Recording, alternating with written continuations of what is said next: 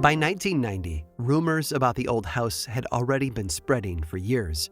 Local children whispered of poltergeists, of phantom voices wafting from empty rooms. The residents claimed that spirits shook the beds, and a man had even appeared hovering midair in the living room. Yes, just about everyone in the town of Nyack, New York, knew the place was haunted. Everyone, that is, except for Jeffrey Strambovsky. Which was too bad, because Jeffrey was the one person who really should have been informed. You see, he was the one who was buying it. By the time he learned about the house's otherworldly inhabitants, it was too late. Jeffrey had already put down a $32,500 deposit and signed a contract, but that didn't stop him from trying to get out of the deal. He wasn't spooked by the ghosts, mind you. He was more afraid that the rumors would plummet the property value. But a contract is a contract, and so when he tried to break it, the sellers took him to court. What followed was a trial that would go down in history. In the end, Strambovsky versus Ackley, later known as the Ghostbuster ruling, ended up changing real estate law forever. The verdict? That sellers were legally required to disclose a house's haunted reputation before selling. And it's from this case that we get one of the greatest sound bites ever uttered in a courtroom. As a matter of law, the justices announced in closing, the house is haunted. Ultimately, it didn't matter whether the house was really haunted or not. The belief that it was had been enough. And belief, as you know, can often behave like poison, because sometimes a little goes a very long way. I'm Aaron Mahnke, and this is Lore.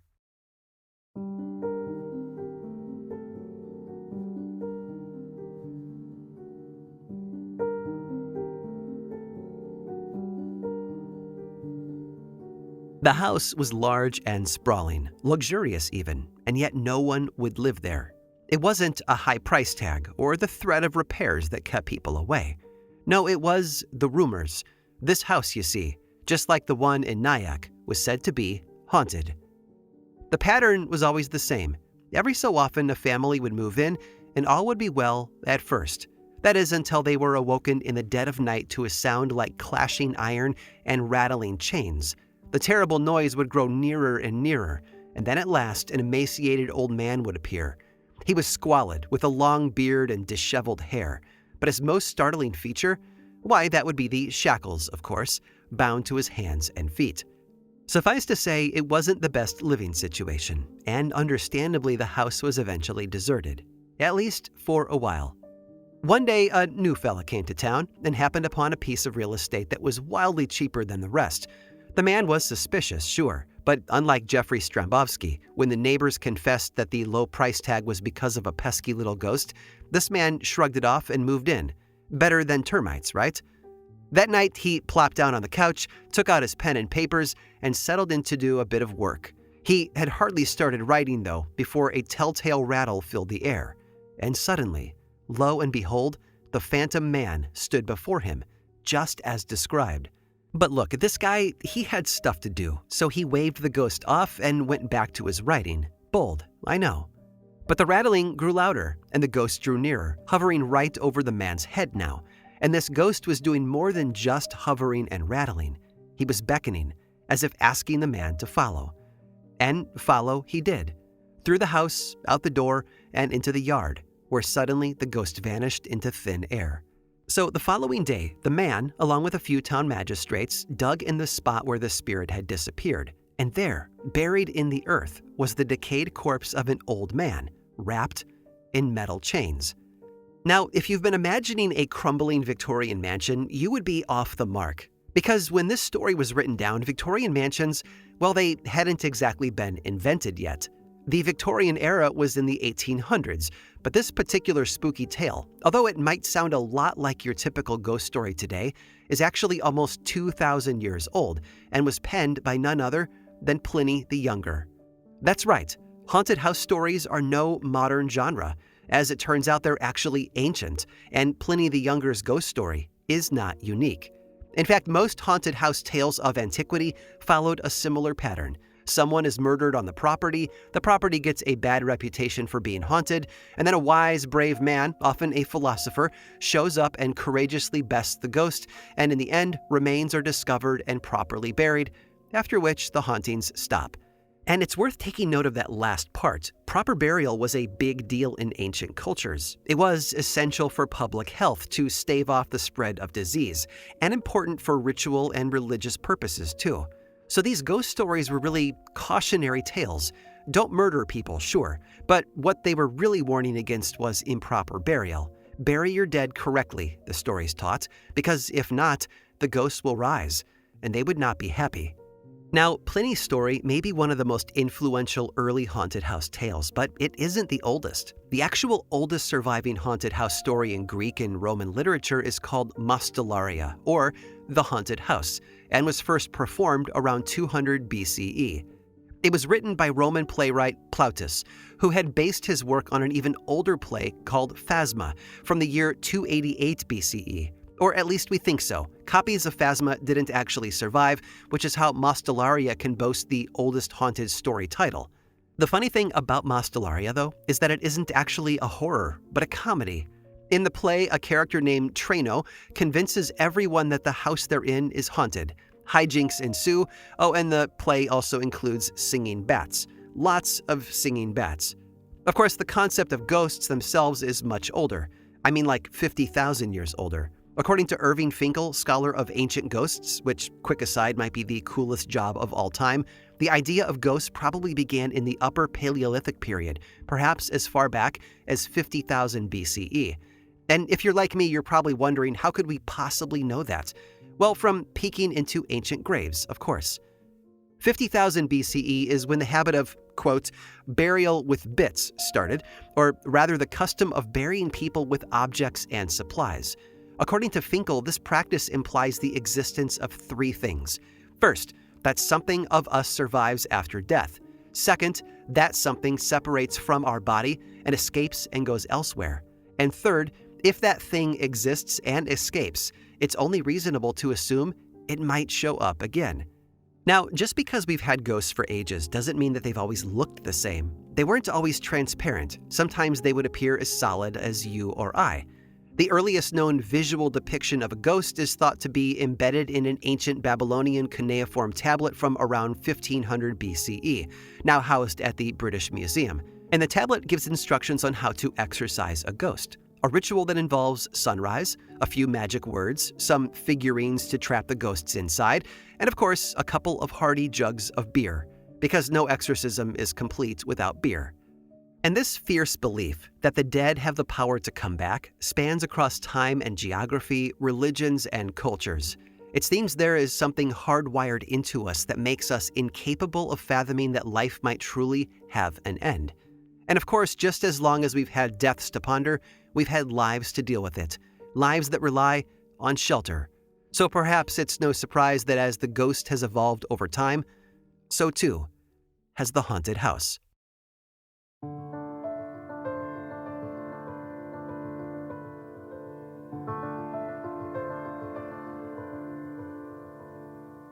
Ghosts are everywhere. There are the yurei of Japan, spirits of the dead tethered to a specific place, often right where they died, who will bring misfortune on the living. In Korea, when a woman dies before ever having intercourse, she becomes a virgin ghost, a cruel spirit who haunts abandoned buildings, tormenting young women. Kenya has tales of the Shinai-yetsu, ghosts who live in holes, but scurry up in the form of white lizards to haunt the homes of sick people, biting and stepping on the ill person until they die. In Russia, a haunted house isn't necessarily due to a murder or a death, but rather haunted by an array of non-human house spirits like the domovoi or the kikimora. These tiny deities protect the house and its inhabitants rather than threaten them, at least as long as you feed them well. If not, all bets are off. And look, I could spend the rest of this episode naming examples of domestic spirits and we still wouldn't get to all of them. Haunted houses, it seems, are nearly as common as, well, houses themselves. But why is this one specific type of story so common across cultures and centuries? Well, think about it. Our homes are supposed to be places of refuge, a port in the storm, as they say, the one haven that's safe and familiar and ours. So when an outside force violates that, it chills us in a way few other threats do. Be it predator or soldier, natural disaster or burglar, The fear of a home invasion is ancient and ubiquitous. But a force we can't touch, can't stop, an entity that locks and bolts won't work on, that's downright horrifying. An intruder you can kill, but a ghost, like a disease or a dangerous idea, you cannot. And suddenly, right there within the only place in this world you thought we had control, your control is stripped away. There's an inescapability to it. A ghost out in the world we can simply leave alone, walk away from, but inside our homes, there's nowhere else to go, at least not without making major sacrifices. So, understandably, haunted house stories have popped up everywhere and are as varied as they are widespread. But when it comes to haunted house stories in Western culture, specifically Western literature, there's a pretty recognizable formula. You know, crumbling castles, Gothic spires, dark and stormy nights. And as it turns out, we can trace that entire genre back to one specific book. It's called The Castle of Otranto, and it was written in 1764 by Horace Walpole, who just so happened to be the son of the British Prime Minister. And this isn't just any book. The Castle of Otranto is actually considered to be the very first Gothic novel ever written. And let me tell you, this book's got everything. Talking skeletons, mysterious deaths caused by falling medieval armor, ladies locked in high towers, giant ghosts, mistaken identities, and accidental stabbings, all tucked into an Italian Gothic castle. Now, mind you, Gothic castles weren't really associated with hauntings then the way that they are now. So why did Walpole choose to set his story in one? Well, it's because he was an absolute medieval history nerd. In fact, 15 years prior, he'd even built a fake Gothic castle of his own, which he named Strawberry Hill House. And so, when it came time to write a book, he actually used his own personal castle as the setting. To this day, we associate looming Gothic architecture with hauntings, all because Horace had a fake castle in his backyard. But it isn't just the Gothic that gives us the shivers. There's another architectural style that signals all things unnatural. That is the Victorian. We've come to sort of lump Victorian houses and Gothic buildings together under the general umbrella of spooky, but in reality these styles come from very different time periods. In fact, Victorian houses were considered quite modern and trendy in their day. In the 1870s, buildings with mansard roofs and gingerbread ornamentation were all the rage. But then, just like all trends do, they fell out of fashion. Victorian style gave way to modernism, the clean, sleek lines and minimalists of architects like Frank Lloyd Wright. In other words, the absolute opposite of a Victorian house. And all of a sudden, that character that had once made Victorian architecture so popular was now considered tacky and excessive, which, let's be clear, I fully disagree with. Give me an eclectic old house over dull and tidy any day. But to the people of the early 1900s, these houses were more than just ugly. They were also haunted with a very specific kind of ghost. The past. Think about it within the context of the time period. Returning from the horrors of World War I, soldiers looked at those houses and factories of their Victorian forefathers and saw only pain. These buildings represented the generation that had led them to the slaughter, a reminder of corruption, of impending war. In short, the houses became symbols of death. As you could expect, no one was really buying Victorian houses after that, and so abandoned Victorians were everywhere. Of course, being empty and decayed made them even creepier.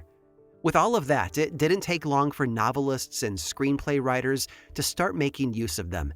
Already associated with a sense of discomfort and dread, these houses became a quick and easy way to unsettle an audience. Murder mysteries, and later spooky films and TV shows, began to be set in, that's right, Victorian houses. After all, if you want to scare an audience, why not use something that they're already afraid of? In other words, the haunted house is a tool used to frighten, to signal a particular type of story, and at times, even to manipulate.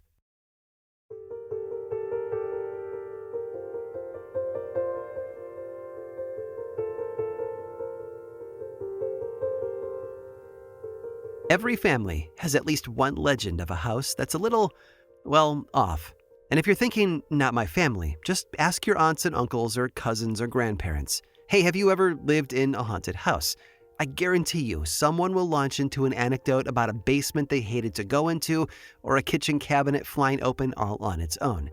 But despite the bounty of haunted houses, there are a few that stand out above the rest. Houses that are so haunted they've catapulted out of simple family lore and become national sensations. Take, for example, 112 Ocean Avenue, or as you may know it, the Amityville Horror. Here's the thing though, there's something that you might not know about this famous legend. Because, you see, it wasn't ghosts that made 112 Ocean Avenue in Amityville, New York so famous. No, it was something far more dangerous. Money. We begin with murder. I'll spare you the honestly horrific details, but what you need to know is this. On November 13th of 1974, the entire DeFeo family was shot to death in their beds. There were the parents, Ronald and Louise, plus their 18-year-old daughter, Dawn, the 13-year-old Allison, 12-year-old Mark, and the youngest child, John, who was only 9. 6 lives snuffed out in a single night. But there was a sole survivor, the DeFeo's oldest son, Butch, who was 23 years old at the time. Although survivor might not be the right word. You see, it was Butch DeFeo himself who confessed to killing his family. And for his crimes, he was given 6 sentences of 25 years to life. With Butch locked away and the rest of the family gone, their once beloved home fell empty. Now, you would think that a place with a history like this would be an uphill climb on the housing market, but just a year later, the place sold. Sure, it had been the site of a grisly mass murder, but at only $80,000 for a 6-bedroom Dutch colonial house, it was a steal. They couldn't not afford to buy it. And by they, I mean a couple named George and Kathy Lutz. And so with the paperwork signed and the blood-stains scrubbed clean, George and Kathy moved in, 3 children of their own in tow. And this is where the story veers off from the one that you may have heard. Because, you see, the Lutzes weren't just interested in saving money when they bought the Amityville house. No, they were interested in making it. And so as soon as they entered, they began to put their plan in motion. A plan that would soon prove to be one of the most successful paranormal hoaxes in history. The family spent 28 days in the former DeFeo house before fleeing in theatrical panic. And where did they go? Well, right into the office of the eagerly waiting William Weber, none other than Butch DeFeo's attorney. That's right, the new homeowners and the killer's lawyer were in cahoots. Together, the group cracked open a bottle of wine, sat down, and began to weave a tale of terror. According to the story the Lutzes and Weber concocted, a priest had come to bless the house, who, upon flicking holy water in the space, had heard a low masculine voice growl the words, "Get out." Later, after leaving, the priest developed a fever and his hands bubbled with blisters. They wrote of sinister forces taking over the home, of doors ripped from their hinges, of smashed windows, of mysterious winds and bent locks. There was greenish-black slime oozing from the ceiling and the walls of 112 Ocean Avenue, a crucifix turned upside down on the wall. One room had become infested with hundreds of houseflies, despite it being the dead of winter. And it got worse from there. The Lutzes claimed that George had awoken one night to find Kathy levitating over the bed, that invisible hands had groped and grabbed at Kathy. And outside in the snow, cloven footprints appeared encircling the family home. There was even a description of, and this one seems way out of left field, an invisible pig named Jody with glowing red eyes who befriended Kathy's daughter. Now, there was just one problem with this whole story, though. None of it was true. And really, anyone who spent 5 minutes in the house would know it. For example, all those hinges and doors and cabinets that had supposedly been destroyed, one glance would show that they were all still in perfectly good original condition with no evidence of repairs. The cloven hoofprints in the snow, well, there hadn't been any snow on the ground in the months when the Lutzes lived there. Oh, and remember that priest with the blistered hands? That very priest testified that he had never experienced the fever and the blisters as the Lutzes had claimed. But hey, George, Kathy, and William Weber didn't care about plot holes, and more importantly, neither did the public. "We created this horror story over many bottles of wine that George Lutz was drinking," Weber later told the Associated Press. "We were creating something the public wanted to hear about." Why would they go to all of this trouble? Well, it's pretty simple, really. Think of it as a math equation. A high-profile murder case, plus a terrifying ghost story, plus the book deals, national tours, and movie deals to back it up equals cold hard cash. And the Lutzes and Weber alike would get to dip a hand into the pot. The Lutzes eventually split with Weber, deciding to go with a different, higher-paying book deal for their story instead, with writer Jay Anson attached, which didn't make Weber too happy, hence him finally admitting to the hoax. What followed was a whole lot of legal rigmarole and various lawsuits, but in the end, one thing came out of it: a massive, lucrative franchise. Jay Anson's book, titled The Amityville Horror, sold more than 3 million copies. The major motion picture that followed grossed over $80 million, and all the while, the Lutz family gladly toured the country promoting their so-called true story. Suddenly, what had started as the site of a tragedy had become a cash cow, and everyone wanted in.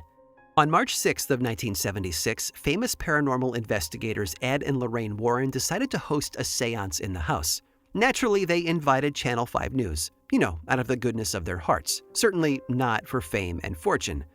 During the seance, Lorraine claimed that she had an encounter with Butch's spirit, never mind the fact that Butch was very much still alive, and also insistent that none of the rumors were true and that he was being exploited.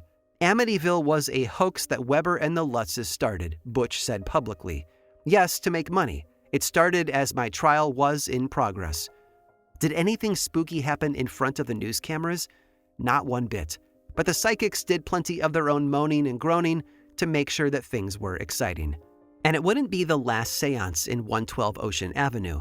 At another seance a little less than a year later, a different medium falsely claimed the house had been built on, and this gets a big ol' eye roll from me, an Indian burial ground. He even said that Butch had likely been possessed by an angry Native American chief that forced him to kill his parents and siblings.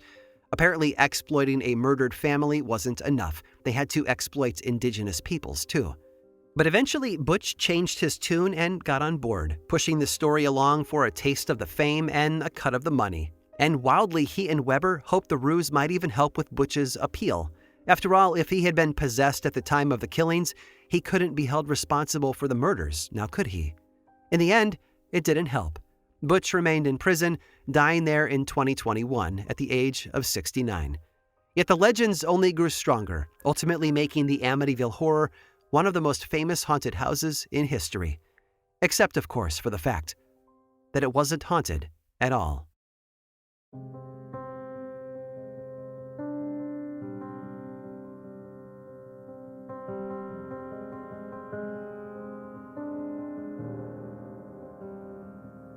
Houses are containers. They hold so much of our lives, our loves and losses, our hopes and fears. The stories of entire families play out at kitchen tables or on living room sofas or tucked into quiet bedrooms. And listen, whether or not you believe that the dead can return to haunt us, there is no denying that our homes do contain a very specific kind of ghost. Memories. Just think about the last time you visited your childhood home, that rush of nostalgia. For better or for worse, it's impossible to step into a familiar room without running into these ghosts of our past, prior versions of ourself. It only takes a small push to imagine them becoming solid again, becoming real. In a way, every home is haunted. But some are haunted by more than just memory. Some homes you see are haunted by secrets. And it turns out there was another phenomenon Kathy and George Lutz experienced while in the DeFeo house. Something beyond green slime and talking pigs. George's temper began to change. He started yelling at Kathy's children, who were from a prior marriage. The couple were only recently married, and she said she had never seen him behave that way before. In fact, in the book written by Jay Anson, it claims that on day 4 of living in the house, Kathy and George both beat the children with a strap and a heavy wooden spoon. But they didn't own up to this abuse themselves. No, the book implies that the ghosts were responsible. The evil within the house had apparently driven the couple to violence and made their children unruly. And this might just be the heart of the whole Amityville story, the heart of most haunted house stories, really. Because when faced with the truth of the world around us, all of humanity's cruelty, along with the shame of our own actions, isn't it just a whole lot easier to blame a ghost instead?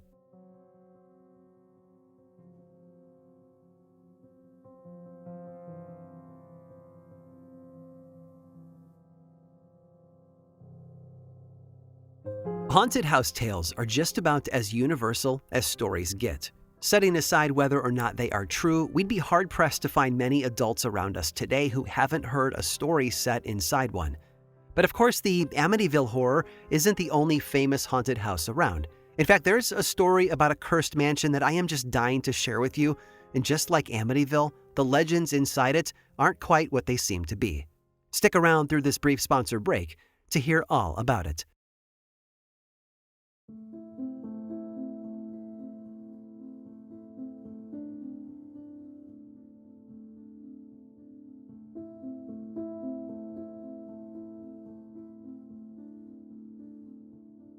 We'll start with the legend. After all, it's the legends that endure long after the facts fizzle out, and that is certainly the case for the Winchester Mystery House. We've all heard it before, right? A labyrinth of a mansion in San Jose, California. It had once belonged to a woman named Sarah Winchester. She was the widow of William Winchester, heir to the Winchester rifle empire. And after William died, she used the company's riches to build a vast, lavish house in which to live out her old age. But there was a catch. Sarah, as the story goes, had inherited much more than just money. She had also inherited ghosts. And not just any ghosts either, but the spirits of all those who had been killed by none other than the Winchester rifle. According to the legend, she consulted a medium about how to appease these spirits, and the medium provided her with a simple solution. All she had to do was move to California and build a house large enough for all the ghosts, plus Sarah herself, to call home. Basically a McMansion for the dead. And that's exactly what Sarah did. Don't worry though, she took precautions. She designed the blueprints to be as twisty and confusing as possible to throw off the angry spirits and keep them at bay. After all, if the ghosts couldn't find their way around the house, then they wouldn't be able to find Sarah herself. It was a solid plan, but there was one small caveat. The building process could never end, because as soon as construction stopped, the ghosts would track her down and seek their revenge. Luckily though, Sarah was loaded, and so she built and built and built, and the house grew with every step. It didn't matter what was being built, only that construction was taking place, and so the manor filled up with staircases to nowhere, doors that opened into thin air, and room upon room with no function or purpose. And to help, they say that Sarah slept in a different bedroom every night to keep herself safe. And it worked. Except, here's the thing. As appealing as it is, the story just isn't true. But don't worry, the real tale behind the Winchester Mystery House is just as fascinating as the lies. The real Sarah Winchester was indeed the heiress to the Winchester fortune, but she wasn't some spooked housewife. In fact, Sarah was kind of a genius. Born in roughly 1839 in New Haven, Connecticut, Sarah Winchester, or Sarah Lockwood Pardee as she was called back then, was something of a child prodigy. By only 12 years old, she was already fluent in Latin, French, Spanish, and Italian, and had an intimate knowledge of Homer and Shakespeare. Plus, she was a talented musician as well. Growing up near Yale University, young Sarah was steeped in Freemasonry and Rosicrucian philosophy from an early age. She was even admitted to Yale's only women's branch at the time, known as the Young Ladies Collegiate Institute. And it was during her years at Yale that she met her future husband, fellow student William Wirt Winchester. Say that one 10 times fast. William's father owned the Winchester Repeating Arms Company, manufacturers of the famed Winchester rifle. In other words, Sarah was about to marry into a lot of money. The happy couple wed on September 30th of 1862, and 4 years later, Sarah gave birth to a daughter. But little did Sarah know these joyful beginnings would soon give way to tragedy. Their newborn child wasn't well, and she passed away only 40 days later in August of 1866. The couple would never have another child. Then, William himself passed away in 1881 from tuberculosis. He was only 42, and suddenly Sarah found herself utterly and completely alone. Well, alone with $20 million, that is, not to mention nearly 50% of the Winchester Arms stock. Overnight, Sarah had become one of the wealthiest women in the world. She did what any of us might do after coming into money. She bought a beautiful farmhouse way out in California. And no, she didn't choose the area because a medium told her to. She had family near there, and after the grief of losing her husband, her doctors and friends basically told her that she needed to move somewhere nice and go get a hobby. And boy, did she take that advice to heart. Apparently, when her doctor said hobby, Sarah took that as permission to start building one of the most deranged houses the world has ever seen, a sprawling mansion that's generated nearly as many rumors as it has rooms, of which there are between 500 and 600, by the way.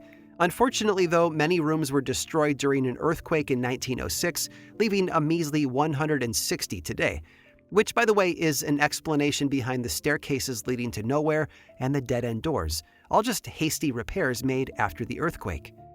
Within those 160 remaining rooms, though, you'll find 10,000 windows, 2,000 doors, 47 stairways and fireplaces, 17 chimneys, 13 bathrooms, and 6 kitchens. Rotating shifts of construction workers labored 24 hours a day, 7 days a week, not even stopping for holidays. And who was designing all of this? That would be none other than Mrs. Winchester herself, the project's sole architect. She poured all of her creative energy into that house. She developed miles of maze-like corridors and twisting hallways. She played with scale, in which tiny doors led to large spaces and large doors led to very small ones. Oh, and Sarah may not have been a spiritualist, but she was into numerology. Remember, she had always been a brilliant thinker. She was fascinated by geometry and the numeric ciphers of Francis Bacon, which she experimented with often. The number 13 was a particular favorite of hers, and just like anything Taylor Swift, once you start looking for it, you'll find it everywhere in the Winchester house. There are 13 stairs in the staircases, 13 lights per chandelier, 13 rails in the railings, 13 windows in a room, and more. 7 and 11 also appear in her designs, as did complex Masonic, Rosicrucian, and Kabbalistic symbols. In short, Sarah finally had a space to let her brilliance run wild. Yet, despite it all, rumors of madness and the occult swirled around her. She was ridiculed by society and dismissed as an eccentric, crazy old lady. And this is where the ghost rumors began. The architectural world couldn't accept that a woman, and not only a woman, but an elderly woman, could be a talented and dedicated architect. It was a male-dominated art form, after all, and Mrs. Winchester just didn't fit the mold. And so rather than recognize her for the innovator that she was, they just figured that, nope, she must be doing all of this because she is terrified of ghosts. In the end, the gossip didn't even slow her down, though. The only thing that would finally bring an end to the project was Sarah's own death in 1922. You see, in her 13-part will, which she signed 13 times, Sarah had her entire estate divided up among charities and faithful employees. And the house wasn't her only legacy. In fact, far from it. Remember, the mansion was just a hobby. Her life's work was something else entirely. That is, the fight against the very illness that had stolen her husband from her, tuberculosis. In fact, most of her estate went to benefiting the William Wirt Winchester Hospital, a tuberculosis clinic back in New Haven. Her generous work saved countless lives. Architect, philosopher, philanthropist, polymath, Sarah Winchester was a formidable person. Summed up nicely in a quote from her lawyer Samuel Lieb after her death, "She was sane and clear-headed a woman as I have ever known. She had a better grasp of business and financial affairs than most men." That, it seems, should be her legacy. And yet most people only remember her today as that crazy ghost lady.